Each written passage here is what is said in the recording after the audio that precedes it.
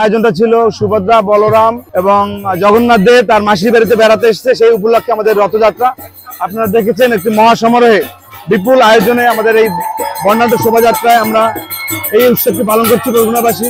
এখানে হাজার হাজার লোক সমবেত হয়েছেন, হাজার হাজার ভক্তবৃন্দ প্রসাদ পাবেন। অনেক আনন্দ হয়েছে আজকে, আপনারা দেখেছেন ইতিমধ্যে আমাদের বর্ণাঢ্য র্যালি হয়েছে এবং এক সপ্তাহ ব্যাপী অনুষ্ঠান চলবে এখানে। জগন্নাথে আমাদের ভগবানের একটা অংশ, এই উৎসবটা আমাদের অনেক বড়।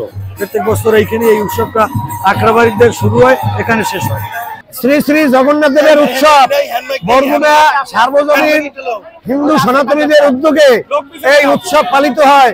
এই উৎসবটি সারা বিশ্বে পালিত হয়, একেবারে পুরী থেকে সারা বিশ্বে এই উৎসব পালিত হয়। আমরাও বরগুনাবাসী এই উৎসব পালন করতেছি হাজার হাজার লোকের সমাগমের মাধ্যমে এবং সুষ্ঠুভাবে প্রশাসনের ব্যবস্থাপনার জন্য আমরা খুব সুন্দরভাবে এই অনুষ্ঠানটা পালন করলাম। এই জন্য প্রশাসনকে আমরা ধন্যবাদ জানাচ্ছি।